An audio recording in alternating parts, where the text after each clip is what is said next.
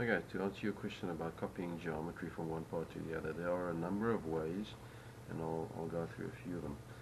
Okay, firstly what I'll do is I'll open up my assembly or part from which I want to create copy from. So there's object file or project file that contains a number of parts. So I'll double click on this one, and it's just a part on its own. It's not part of an assembly, and there's the whole history of how it was created, just the neck of a bottle.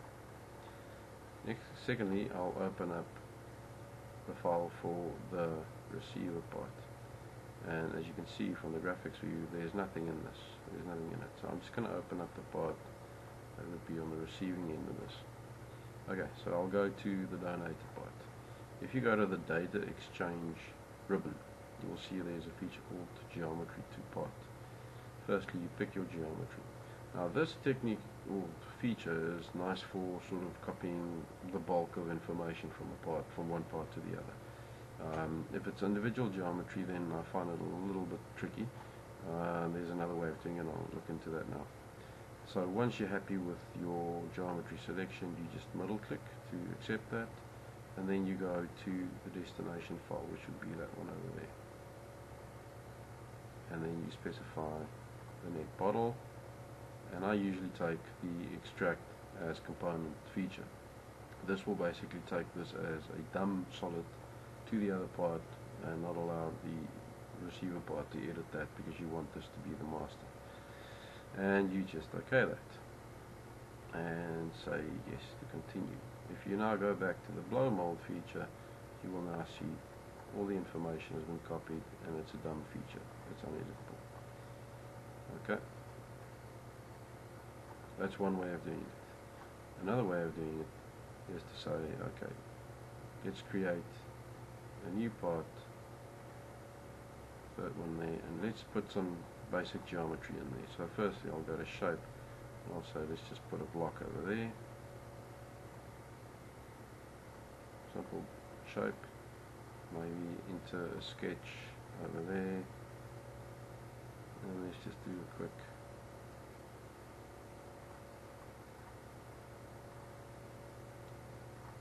profile coming out of there, and then an extrude. Where's my extrude? Yeah, somewhere there.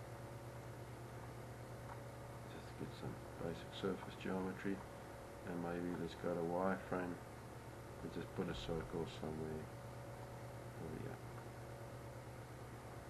Okay, so here I basically got I have a solid, I've got a surface feature, and I've got geometry basically like that. What I'm going to do, I'm just going to go in the tree here. And what's really important to understand when you copy geometry in itself from one place to the other is to understand the dependencies that that file has. If I right click on this block and I go to dependencies, there's nothing in it, because that block was completely created on its own. It's not referenced to any plane or existing feature.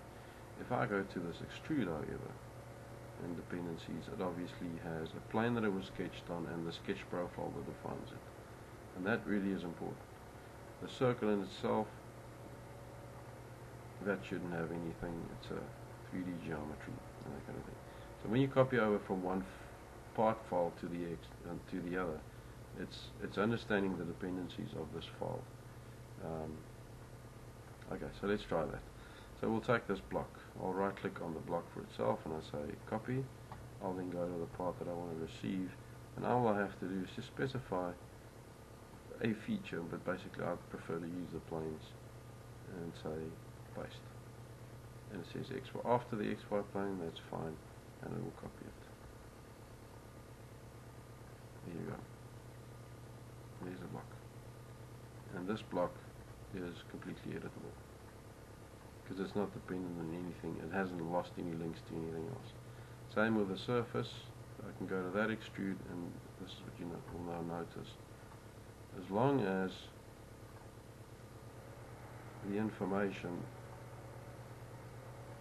that it can transfer is easily to pick up the references information. But for instance, if this surface had been created on a plane that doesn't exist in the new, then you're going to start having issues.